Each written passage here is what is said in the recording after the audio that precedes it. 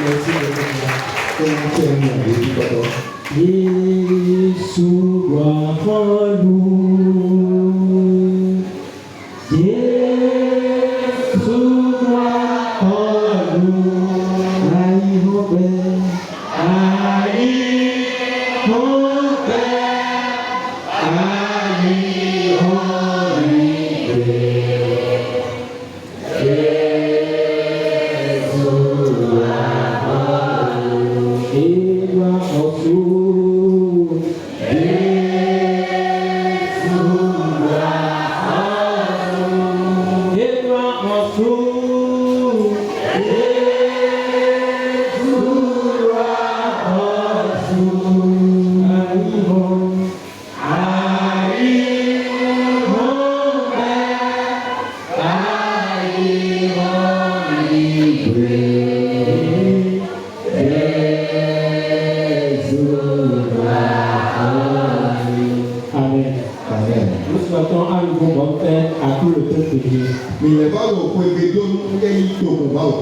Et comme vous le savez, notre thème c'est marchons avec Dieu.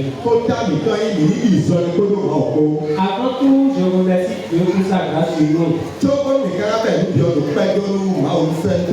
Je remercie notre très cher pasteur qui a accepté céder le pupitre à nous les papas pour ce jour merveilleux.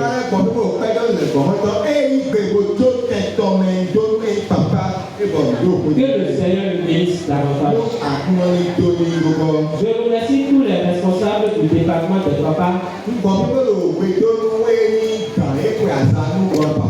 qui ont porté leur choix sur moi pour le service de prédication de ce jour. Que Dieu les bénisse abondamment et affermisse leur mandat au nom puissant de Jésus. Amen. Amen. Sans plus tarder, nous allons mourir.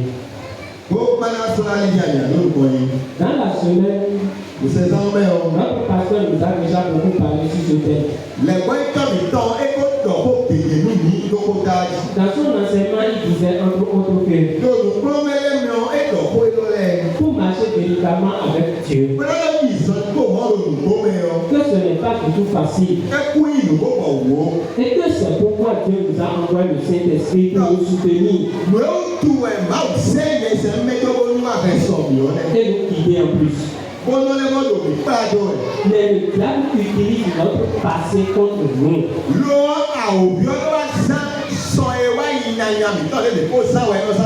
Notre vie pécheresse d'avant contre nous pour nous empêcher de marcher réellement avec Dieu.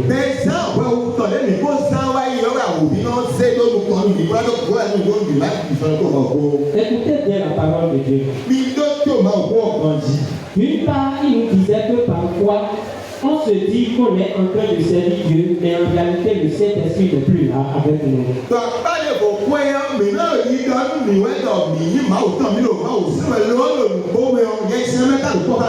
D'autre part, le pasteur nous disait que autant que Josué, les gens pratiquaient l'idolâtrie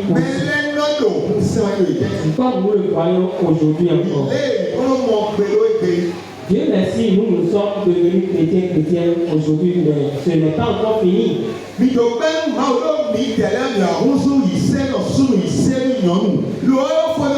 Nous devons savoir que nous sommes en perpétuel combat parce que notre vieille nature est là. Et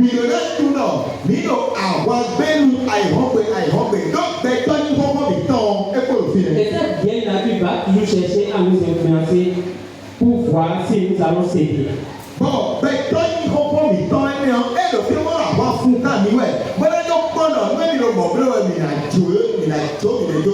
Mais nous devons nous dépouiller totalement du bien comme et nous attacher à Christ.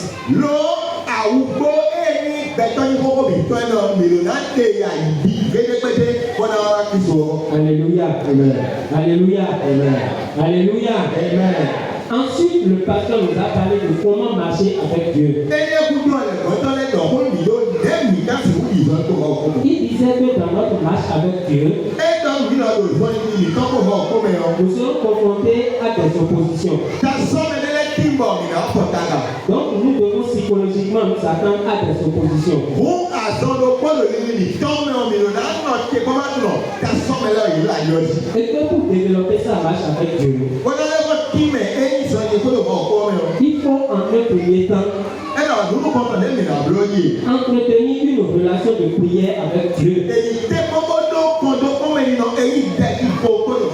Secondo, cultiver la connaissance de la parole de Dieu. Et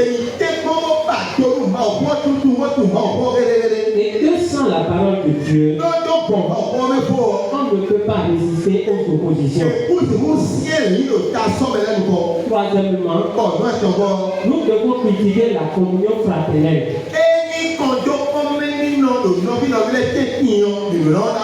Exemple de ce que nous prions ensemble à l'église, par exemple ici. Et là, quand nous prions ensemble spirituellement, nous sommes soudés.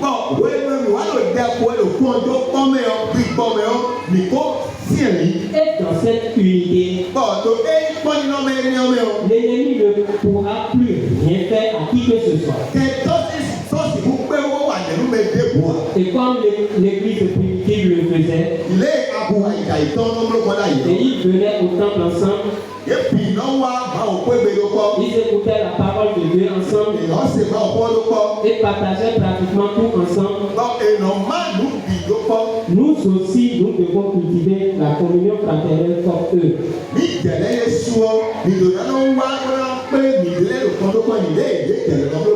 Alléluia. Amen. Alléluia. Amen. Maintenant, nous allons tourner nos regards une fois encore sur le texte biblique dans Josué 24, verset 14 à 16.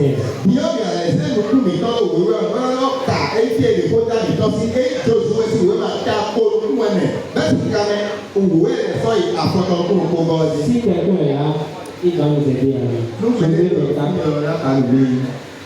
Josué 24, 14 à 16.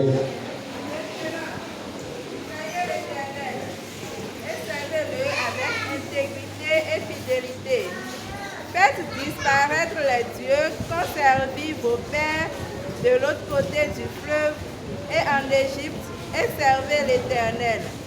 Et si vous ne trouvez pas bon de servir l'Éternel, choisissez aujourd'hui qui vous voulez servir, ou les dieux que servaient vos pères au-delà du fleuve, ou les dieux des Amoréens dans le pays dans lesquels vous habitez. Moi et ma maison, nous servirons l'Éternel. Le peuple répondit et dit, loin de nous la pensée d'abandonner l'Éternel et de servir d'autres dieux. Amen. Amen. Amen. Josué l'endon yedo. Bion mi do sisi lu mau mahomavo. Mo se kodo aika mi chopiko. Bono bedini. Vodue toko mi toleno senda yi. Lo eflaki do kutoko etupuko leo. Mi beye konigbe. Bose mau mahomavo. Nu mi makajo na se mau mahomavo aon.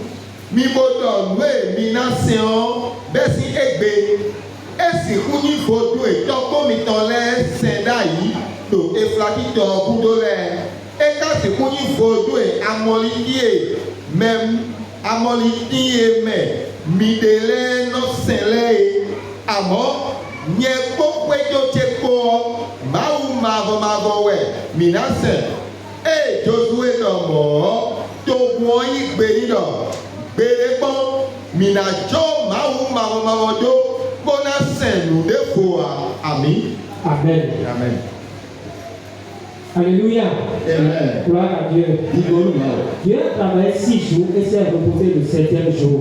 Mau azonu azan aisen para tewe go pe wa koje. Ça veut dire que notre Dieu est un travailleur. Et pour marcher avec Dieu, nous devons aussi travailler. Mais peut-on marcher avec Dieu sans le craindre? Que dit Dieu à propos de l'idolâtrie? ẹ̀ bá ò ká lè pàtà ẹ̀yìn kò sì sẹ́yìn lọ. Comment garder sa pensée sur Dieu? Ní ẹ̀ka tí wọ́n wúlò pọ̀ ó tẹ̀lé ilé tán bí fídíò bá ò sí. Voilà ces 3 points qui feront l'objet de notre prédication ce matin aussi. Ẹni àpapọ̀ àtọ̀ ẹ̀rọ ní dòtí ẹ̀bẹ̀ ìmọ̀ òkú mi tọ̀ lọ́la. Soyons attentifs pour écouter les pensées de Dieu ce matin. Ní gbọ́ tó gbé sí sọ́mẹ̀ ó náà ṣe éyìn lè ìmọ̀ òtọ̀. Alléluia. Dis à celui qui est à côté de toi, il n'a qu'à prêter ses oreilles pour écouter la parole de Dieu à nouveau. Dọ́nù mẹ́rin àtàkùn ẹ̀dọ̀ ẹ̀jẹ̀ tó tó ìtàjú ẹ̀sìn ìmọ̀ òkú ọdún kan. Il t'a entendu. Ẹ̀sìn ní àdọ̀yọ́. Ou bien il est en train de somnoler par hasard. Àbí ìbùràbò ó làbọ̀rọ̀ tó rẹ̀. Dans le verset 4, Lo éjìká mẹ́rin gọ́mẹ̀. on nous dit la craignez l'Éternel. Ẹ̀dọ́nù mi lọ bí ìfẹ́ sínú mọ́ wọn. Et comment? Ọ̀nẹ́ Craignez l'Éternel avec intégrité et fidélité. èyí ìfẹ́ sínú mọ́ wọn òdòdó wíwá kó péjì iná mẹ́. Nous savons tous que quand on parle de craindre Dieu, Mi ìwíwẹ́ kìlọ̀ lẹ́dọ̀ fọ́dọ̀ ló ẹ̀sìn sí lórí ìwà òmẹ́. c'est respecter, pratiquer ses lois. Ẹnẹ ẹsẹ̀ ìjọ́nu ṣe tán lẹ́wọ́ ìsọ̀nìkọ̀jì. C'est de se conformer à la volonté de Dieu en tout. Ewu àánú ilé ìmáwò sí ìdúró bá tọ́lù ló bì bẹ́ẹ̀. Maintenant, Dieu nous a demandé ici de le craindre avec intégrité et fidélité. Kí yóò máa wá lọ́dọ̀ bí ọ̀gbìn wá lọ fi ọ̀rọ̀ mi ní ìhẹ́sìnú ẹ̀mí lòdòdò wíwá kó péjì iná kó mẹ́. Comment tu crains ton Dieu jusqu'à ce matin où tu écoutes ce message? Kaka wá jẹ̀ sásán ìdí àlùbá ọ̀pẹ́ lọ ṣèwé ẹ̀ ní àtàwọn ìhẹ́sìn máa òjò ọ̀bọ̀. Avec intégrité et fidélité, Tó dòdò wíwá mẹ́ kótó péjì iná kó mẹ́wàá. quand on parle de l'intégrité et fidélité en réalité, Mẹ́wàá lò kó lọ́dọ̀ dòdò wíwá kó péjì iná kó wọ́. le mot intégrité est l'état d'un tout ensemble. Ó pín ẹni dòdò wíwá ẹ̀fọ́ òlù bìbẹ́. État d'une chose dans son entièreté. Ẹnẹ ìlàbúrò ìdè nù pé dàgbọ́ ìlú tó mọ̀ ní pẹ́pẹ́. C'est aussi l'état d'une personne qui est sincère de façon totale. Ẹnẹ wọn lò ní ẹ̀rọ ní nọ́mẹ̀ mẹ́tẹ́ tán ẹ̀ẹ́nà lò jọ̀jọ̀ jí lò wíwá tán lẹ́ bìbí mẹ́. De tout son cœur. Kódà yìí tàn bìbó. Si nous allons parler en fonction de la nature d'un homme, Mẹ́nà mìíràn á dọ̀ kọ́dọ̀ lé ìgbà tó sì yìí nọ́mẹ̀ ló kó lọ́nà bọ̀. donc Dieu nous dit simplement ici, Báwo lè yọ̀ mí kó òfin lọ? marchez selon la parole de Dieu de façon sincère de tout notre cœur. Èyí bí ìsọ̀nìkọ̀ máa ò kọ́ ní kódó àyè ìtàn bìbó. Là maintenant, on a une idée de ce qui signifie craindre l'Éternel avec l'intégrité. Òun lò fílọ̀ mi àkọ́dọ̀ yìí lé nùwé kó ní ìkẹsìnú máa ò lòdòdò wíwá kódó gbèdì nínú kó mẹ́. Alléluia. Ẹ̀bẹ̀. Mais peut-on craindre Dieu sans connaître ses lois? Lo esi ko ìkẹsìnú máa ò máa tò sétọ́ lẹ́yà. Si tu veux que Dieu marche effectivement et réellement tout le temps avec toi, Lú àkàdúró tó pélé pìpì inú wọn máa ò ní ìsọ̀nì kó dé ipò wọn. commence par le craindre en l'indiquant dans tous les domaines de ta vie. Jẹ́ fẹ́sibílítì gbọ́dọ̀ yọrẹ́ lò ẹni àpapọ̀ ẹ̀ka gbèsàdé bìbí mẹ́. Alors tu vas te demander peut-être Bọ̀mọ̀ àsìkò bí ọ̀dùn rẹ̀ lọ́gbàgbọ́. quelles sont les lois de Dieu. Ṣé èkéle káyín sẹ̀wá òtọ́? Là, peut-être tu as décidé là maintenant de commencer par marcher avec Dieu, mais là tu vas te demander quelles sont les lois de Dieu que je dois exécuter pour pouvoir réellement marcher avec Dieu. Ẹnẹ akọ́sẹ́ gbẹ̀ka lò wájú mọ́ náà mi láti ìsọ̀nì kó lò kọ́ kó. Yọ àyà kájọ́ wẹ̀lẹ́ lọ. Ṣé kẹ́lẹ́wẹ́ tiẹ̀ ná pọ̀ wọ́n láti ìsọ̀nì kó lò kọ́ kó. Je vais te donner la référence et tu iras lire à la maison parce que c'est un peu long. Nàná èyíká mẹ́lẹ́ ọ̀wẹ́ sọ àlẹ́yìn ká lò pé pẹ̀lú ìgbà pẹ̀lú. Donc c'est juste Exode 20, verset 3 à 17. Ẹnẹ àná kà lò ẹni títọ́sí kàlùmọ̀ pé sí ìwé máa dá a tọ̀. Bẹ́ẹ̀ sì ti ká mẹ́. Exode 20, verset 3 à 17. Títọ́sí kàlùmọ̀ pé ń ta ko kíkà mẹ́ àtọ̀ sọ́yà fọ́nà fún ìwọ. Là tu vas connaître les principes de Dieu. Lòfin náà àlátò ẹni sẹ̀ máa ò tọ́ lẹ̀. Les principes de Dieu nous permettent de faire attention pour ne pas piétiner Dieu. Gbẹdàkẹ́ máa ò tọ́ lẹ̀ ọ́. Èèyàn mẹ́wàá mìíràn náà jẹ́kí bó máa ta fọ̀ máa ò wo. Mais bien aimé, Lo ọ̀rọ̀ ìlànà ẹ̀mí. le verset nous dit, Kíkà lọ́dọ̀ mi lọ. craignez l'Éternel avec intégrité et fidélité. Ìgbésínú máa ò lòdòdò wíwá kódó gbèdì nínú ọkọ mẹ́. Pour ce point, retenons que nous devons respecter les ordonnances de Dieu avec sincérité. To àpáyé ọkọ ẹ̀ mìíràn náà mọ̀ ń jẹun lọ. Mìíràn náà ní gbẹdàkẹ́ máa ò tọ́ lẹ́ lò nù kókó dòdòkó mẹ́. Honnêteté, dans l'honnêteté, ẹnẹ lò éyìn wọ̀nyẹn mẹ́. dans une totale fidélité. lò gbèdí náà bùké mẹ́. La suite du verset 24 dit, éyìn nùkọ́ yìí lò kíkà mẹ́. kò tún ẹ̀yẹ gọ́mẹ́ lọ. faites disparaître les dieux qu'on servit au Père. Mawe tọ́kọ́ mi tọ́lẹ̀ kó ṣe láyìí ẹnẹ́lẹ́ ọ mi dé sí mi tẹ́tí. De l'autre côté du fleuve et en Égypte. lo àpáàdé ọ̀pẹ́ ẹ̀yìn dé kó sẹ́lò tọ́ ọkùnrin lè yí tọ́. Écoutons bien la parole de Dieu. ìjọ tó máa wọ́ ganjí. Écoute bien la parole de Dieu. ce tó matin. máa wọ́ ganjí. Peut-être tu es ici et tu as encore le phare. bóyá akọlò fìdí tọ̀ fá akọlò pé gbẹ́rù ẹ̀. Tu crois encore aux horoscopes. akọlò nùdínú ẹ̀yìn fákìtà ẹ̀ rẹ̀. Quand on parle d'horoscope, vous allez souvent entendre Cancer, Capricorne, Lion, ainsi de suite. Vous entendez souvent ça. hello lóye lọ sí kọ́ńtọ̀ rẹ̀ láti lọ́dọ̀ kásẹ̀ poisson kétékété ń fákìtà sí wà lọ́rẹ́. C'est les horoscopes. Si tu crois toujours en ça ici, ẹ̀rẹ̀ fákìtà rẹ̀ náà akọlò nùdínú nù mọ̀ kọ́ńtọ̀ ça lò veut fi yọ. dire que tu continues toujours pas pratiquer l'idolâtrie. ẹ̀rọ ìyẹn akọlò wọ̀ sẹ́wẹ̀. Peut-être tu commandes encore les visions. bóyá àwọn èèyàn kátó lẹ́gbọ́n. Tu vas chez nos amis qui s'habillent en blanc et tu fais les visions. Peut-être.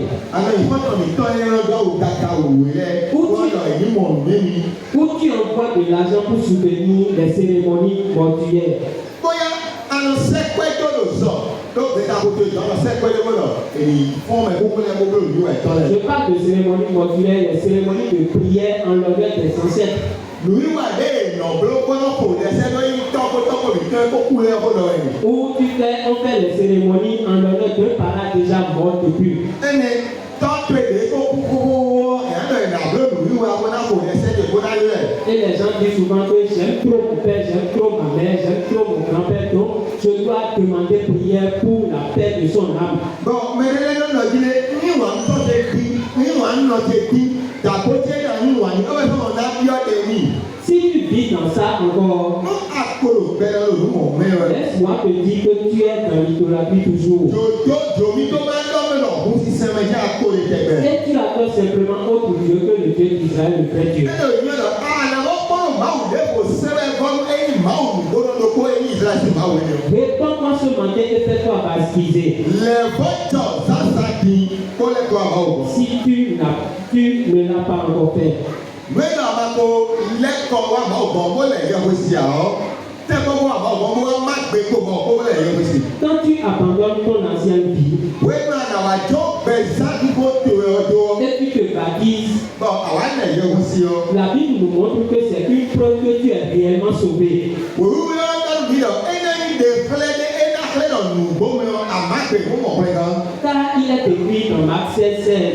tó ẹ̀yìn wọ̀n lọ máàkì wẹ́ máa dà afọ́tọ̀nkúròkó mi ká afọ́tọ̀nkúròkó mi lọ. Celui qui croira et qui sera baptisé sera sauvé. mẹ́ẹ̀ẹ́dá ìlú gbẹ̀dá lẹ̀ yẹ wẹ́ sí ní ọ ẹ̀dá mọ̀ pẹ́ gan. Mais celui qui ne croira pas sera condamné. lọ́wọ́ mẹ́ẹ̀ẹ́dá ka ìlú àwọ̀ ìdá jáwé ní. Ça veut dire que si la personne ne croit pas, comment il va se baptiser? ẹ̀rọ yìí lọ nínú ọmọ ìlú àwọ̀ ẹ̀ẹ́dá sì wọlé yẹ wẹ́ sí. Donc il faut croire et après se baptiser. fún èrò náà ìlú ẹ̀yẹ kújú ọ ìdálẹ̀ yẹ wẹ́ sí. Donc tu as bien fait de croire. fún àgbèrò kan tí ó ìlú. Mais pour mettre la totalité de ce que Jésus a recommandé ici en pratique, lọ́wọ́ bọ́lá sìgádó ṣe ẹ̀yìn ṣe èjì tó ń nílò bí nàṣọ́ bìbí tó wà lọ́mọ ẹ̀. si que tu crains réellement Dieu, lòwe náà dé fẹ́ lọ àlòfẹ́ sí inú máa ń lò lòpọ̀ mẹ́ ọ. tu dois te faire baptiser. àlò náà lẹ̀ yẹ wẹ́ sí. Tu peux me dire que le baptême n'est pas le passeport du ciel. Tu as raison peut-être. àbẹ́ nàdọ́ nínú lẹ́wẹ́ sí yẹ wẹ́ sí lé ọkùn ìwé máa ń gbọ́ ní ìṣẹ́pẹ́ ó bí pẹ́ẹ́tẹ́ jọ. Mais c'est le premier pas public pour témoigner son engagement à suivre Jésus devant Dieu, devant les hommes. lo àfọdídé nu kọ́tàn éèdè lò gbẹ tọ́lẹ̀ kò máa wọ̀ kó tẹ́tí lọ ní má gbé kó máa wọ̀ kó ẹ̀. Fais-toi baptiser si tu ne l'as pas encore fait. tẹ́ S'il te plaît. kókó lẹ̀ yẹ wẹ́ sí inú náà máa kó bló àwẹ̀. Une autre forme d'idolâtrie, bọ́n àpapọ̀ ìdẹ́kọ̀ ẹ̀yìn sísẹ́ lórí wa sísẹ́ ọ. c'est quand quelque chose d'autre occupe la place de Dieu dans ton cœur. wéèlú èlù ndé fò lẹ́wọ́ ìtẹ̀mẹ̀ máa wò tó ra ìta tó mi lórí. Peut-être l'argent, bóyá àpẹ la gloire personnelle, gbígbó ìmẹ̀lẹ́ sọ́nà yé ou un homme de Dieu, àbí màá sọ̀ wá tọ́lé ou un parrain, àbí mẹ́ẹ̀lù kọ́ mẹ́tọ́lé ou un coach mentor.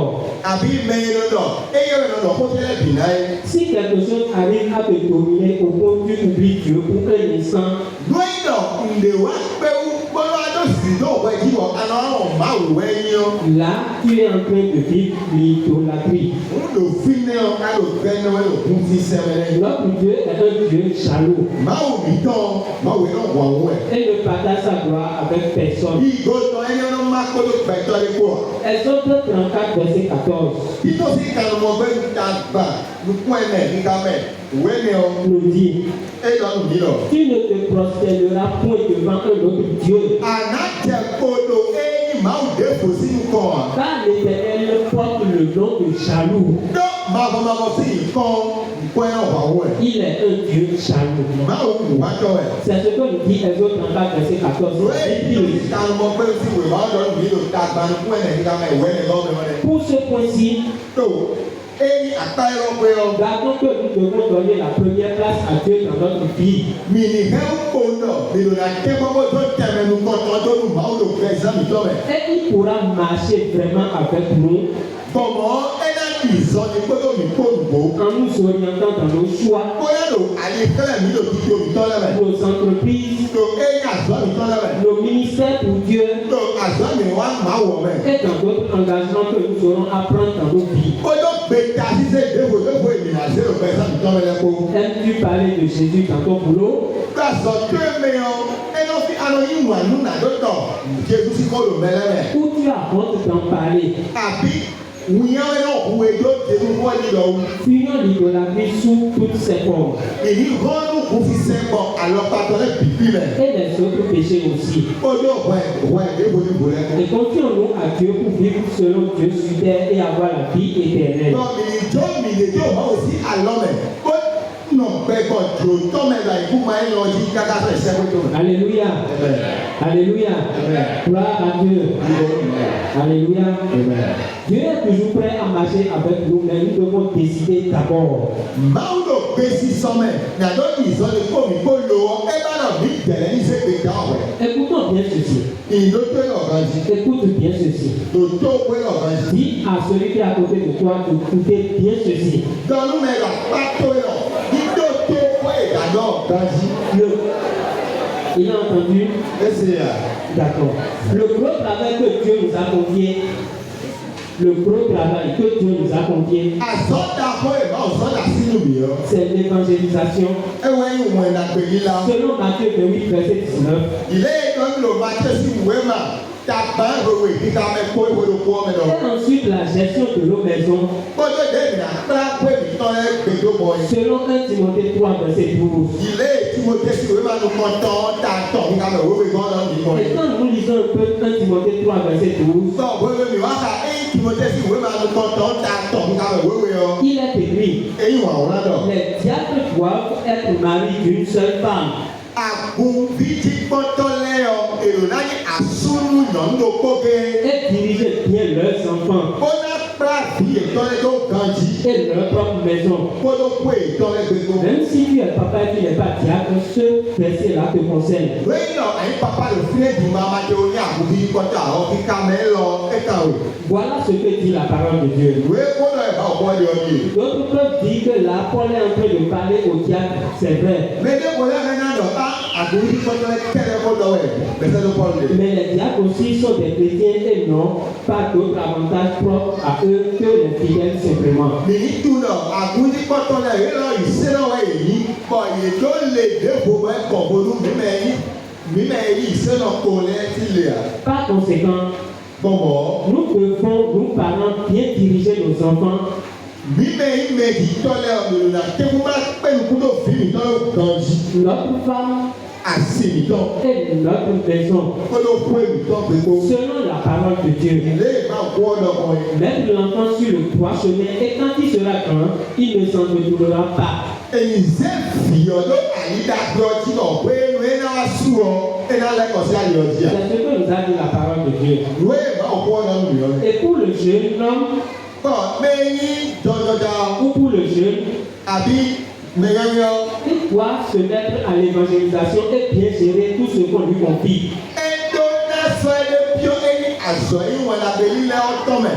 Kójó àṣọ ìdéwé àṣọdà sí ní ọkọ ẹ̀ lábẹ́ òkà jù. Soit à l'église, Àkúnmẹ́wẹ́ à. dans son lieu de travail, Bí ẹyọ àṣọdí ọ̀rẹ́ à. dans sa action, Ẹnẹ̀ òtó tọ́ mẹ́wẹ́ à. et partout il passera. Bí débùé náà kọ́ ẹ. Comme ça, tu peux être assuré que tu marches avec Dieu. Bọ̀mọ̀ àyàràdó gàjọ́ wípé ẹni lò sọ ní kó ló kọ́ ọkọ rẹ̀. L'homme chrétien ne doit rien faire sans consulter Dieu. Ìṣe náà sì mú wà lé máa yọrọ máa wà. En demandant l'aide du Saint-Esprit, bien sûr. Nàdó bíọ́ ẹni àlọ́bọ̀ yẹ sẹ́mẹ́tọ̀ à. Impliquons Dieu dans tout ce que nous faisons. Ndẹ́kun ènìyàn bílọ́mọ̀ ènìyàn yín yọrọ máa wò yé. Et nous marcherons avec assurance et pleine confiance. Bọ̀ mìíràn ìsọ̀ndọ̀ ẹni gàjẹ́ kpọ́dọ̀ tìlẹ̀ bìgbó rẹ̀. Que Dieu nous aide. Tó mọ̀ nìkan lọ Que rẹ̀. Dieu nous aide. Tó mọ̀ nìkan lọ Que rẹ̀. Dieu nous aide. Tó mọ̀ nìkan lọ rẹ̀. Bien-aimé, il n'y a le salut en aucun nom à part le nom de Jésus-Christ de Nazareth. Wọ́n iná náà mi wẹ́n sọ́dọ̀ fídé ọ̀gbọ́n ẹ̀yìn nìkan kì í sọ̀dọ̀ èèyàn wà. Décidez aujourd'hui de faire disparaître tout ce qui occupe la place de Dieu dans votre cœur. Ẹgbẹ̀ta ẹgbẹ̀rún ẹ̀mí náà dé nù ẹ́ lóyún mọ̀ sí kẹmẹ́rà yẹ́nì tọ̀mẹ́lẹ́ mi náà dé èbí sí. Et servez le Seigneur comme il le faut avec intégrité et fidélité. Bọ́lá sẹ̀ àkúnná ìdè jẹ́ ká gbọ́n ẹ̀rọ èyí dòdò wíwá kó olùkó kó rẹ̀. Et pour finir, Bọ́lá tó fún ọ. quand quelqu'un te parle de notre Dieu, Wẹ́ẹ́rẹ́ mẹ́lẹ́wàdàn kó nú ẹ̀dọ́ máa wò dé fòwú ọ. comme que le Dieu d'Israël. Wẹ́ẹ́ bọ̀ kó nú ìrẹsì máa wọ̀ Et ọ́. après tu l'évangélises, Bọ̀ ẹ̀ẹ́dẹ́kùn tó wọ àwọn aláwọ̀ làbẹ̀ ni ọ. et il ne veut pas toujours te comprendre ni accepter l'évangélisation, la bonne nouvelle, Bọ̀ ẹ bá kájú náà mọ̀ kú lè kó iná níwẹ̀ àjọ wù à. Bọ̀ ẹ bá kálẹ̀ tó ná yí gbèrú kó dé kó ìmú wọn la gbé àwọ̀. il faut simplement lui dire comme le peuple d'Israël au verset 16. Ànàgbọ́dọ̀ ní pòun ilé ìrẹsì tó wọ́n lọ́kọ̀ lòdì kámẹ́ àfọ̀tọ̀nkún gbogbo gọ́ọ̀mẹ̀ lọ. Loin de moi la pensée d'abandonner Dieu Ẹnẹ lílí ẹ̀ẹ́dájọ́ máa ò kó máa ò dùn wọ́n ní lígàdọ́ mi. et servir d'autres dieux. Kó náà ìṣẹ̀ máa ò lè bò. Nous ne devons pas occulter la partie prière. Mi ìdòdálẹ́wọ̀n ẹ̀yìn àtàwọn ìjà ìgbòtò wọn. Parce que quand le peuple de Dieu dit, Tó wẹ́wẹ́ máa kọ́ máa ò tó máa ò tán lọ. parce que Josué leur a dit, si vous ne voulez pas servir le Dieu d'Israël, Tó Josué wá lọ́nu yé lọ. Tó mi máa ka ìjọba sẹ̀ máa ò rẹ̀ tán àwọn. alors choisissez les dieux de vos cœurs, vos pères que vous voulez servir. Ó mi mọ ṣé ẹ̀yìn máa wò ìtọ́kọ̀ mi tán lẹ́sẹ̀ yọ ní mọ etí àyè. Et là, ils ont dit ensuite, Tó òfin yọ yé tẹ̀lé wá lọ. loin de nous la pensée de servir autre Dieu que le Dieu d'Israël. Lílí ẹ̀ẹ́dọ̀ mi bọ̀ mí náà ìṣẹ̀ máa ò dé bo gbẹ́dá pọ̀ bọ́lú ìdájí máa wọ̀ ọ́ ní lígàdọ́ mi. Ça veut dire que Israël reconnaît ses limites. Ẹ̀dọ̀ yìí lọ ìrẹsì tó wọ̀n yé tún kí èdògbò ìtọ́ ẹ̀ lọ dé lórí. Ils savent bien qu'avec la chair, on peut décoller à tout moment. Yé tún lọ kódà gbàzàkó ẹ̀rìn ìlà kíláàsì máa ò wèlé. Et c'est à cause de ça qu'ils ont demandé l'aide de Dieu en priant. Ẹni ọ̀wẹ́ sọ́mọ ìbíọ́ àlọ́bọ̀ máa ò tán lò lẹ́yìn bó rẹ̀. Tout en disant loin de nous la pensée d'abandonner Dieu. Ẹni bí ọkọ̀ wẹ̀ ẹ́ gbọ́dọ̀ àlọ́bọ̀ mìíràn ẹ̀ gbọ́dọ̀ á nínú ìdàdó tí ó máa ò dúró ní ìgbàdọ̀ mi. Et comme le peuple d'Israël ce matin, Ilé tóbu ilé ẹ̀tọ́ ọ̀dọ̀mọ̀ níjẹ̀sí ìdásàdìyàn. nous allons prier ce matin. Ìdáàbò rẹ̀ Je vais sọ́dọ̀ vous demander très respectueusement de vous lever Kódó sísí eku ọ̀nà lẹ́yìn lọ́mí láti fẹ́ lọ síde. et nous allons prier. Bọ́ọ̀lù ìdáàbò rẹ̀. C'est très important la partie prière. Ètò ìdájí ẹ̀yìn àpapọ̀ ìgbà ìdìbò Parce que avant tout travaux, lòlù lẹ́bi ìwú mẹ́rin. nous devons toujours communiquer avec Dieu d'abord. Ìdòdó náà lọ fún gbọ́dọ̀ máa ò fún òkú Pour ẹ̀. être sûr que nous irons à la bonne destination. Bọ́lá sìgá ló gàjẹ́ lọ nílò ẹ̀yìn ìbọn wọn yọ ẹ̀. Ce matin, nous allons adresser la première requête à Dieu. Dásàdìyàn lẹ́gbọ́n kọ́kọ́ ní àṣẹ́jọ́ bá wọ̀ Et ẹ́. tu vas dire, Seigneur, aide-moi à te craindre dans tous les domaines de ma vie. Ànàdọ́gba kúrò dà yẹ sẹ́lẹ̀ ìgbàlọ́ ní wọ́n máa ń dìbẹ́ sínú báwo lẹ́bi ìwú mẹ́. Par l'aide du Saint-Esprit. Máa lọ́kọ́ yẹ sẹ́lẹ̀ tó. Prie comme ça dans le nom de Ó Jésus. tẹ ẹ̀gbọ́n mọ́ lò Jésù sí Seigneur Jésus, aide-nous, Seigneur Jésus, à te craindre dans tous les domaines de la vie. Jésus, nous nous prie de te demander, Saint-Esprit, nous Papa, parce que nous manquons de force éternelle des années, et nous croyons effectivement, Seigneur, que nous sommes avec toi, Papa, nous pouvons nous en sortir éternel des années, soutiens-nous, Saint-Esprit, aide-nous, Seigneur, de nous puissant, afin que Dieu, dans tous les domaines de nos vies éternelles des années, Jésus béni soit ton nom, au nom puissant de Jésus. Amen. Au nom de Jésus, nous avons prié. Tu vas encore prier et dire que tous ceux qui occupent la place de Dieu dans ma vie, cette place au Saint-Esprit, et que mon cœur soit rempli des pensées de Dieu au nom de Jésus. Tu vas dire que tous ceux qui occupent la place de Dieu dans ma vie ce matin, cette place au Saint-Esprit, c'est que mon cœur soit rempli des pensées de Dieu. Prions ainsi dans le nom puissant de Jésus. Au nom de Jésus, nous avons prié. On a constaté qu'il est écrit, moi et ma maison serviront l'Éternel.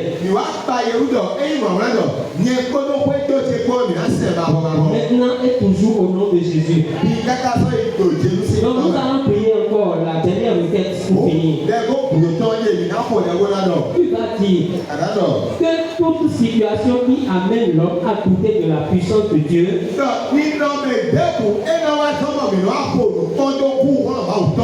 loin de nous ce matin, soit loin de nos maisons ce matin, soit loin de notre église ce matin, soit loin de notre nation ce matin.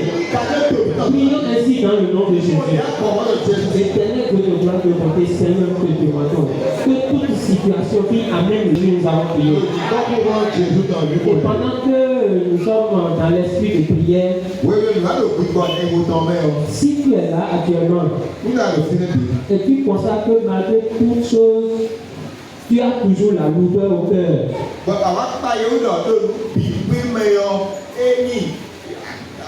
Et tu constates que ton cœur est disputé entre Dieu et autre chose.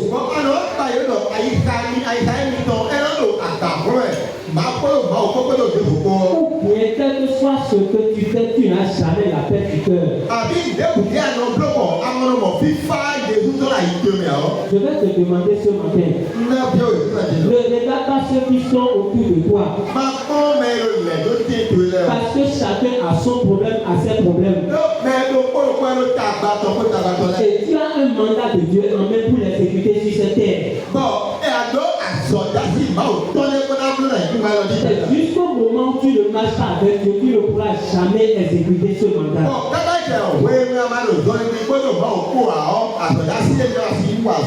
Si tu es dans ce cas, tu vas lever simplement tête de main ou ta main. Et avec respect, nous allons demander à l'homme de Dieu qui viendra prier pour toi ce matin. Afin que tu puisses quitter ce jour qui te pèse. Nous allons demander avec tout le respect à l'homme de Dieu de prier.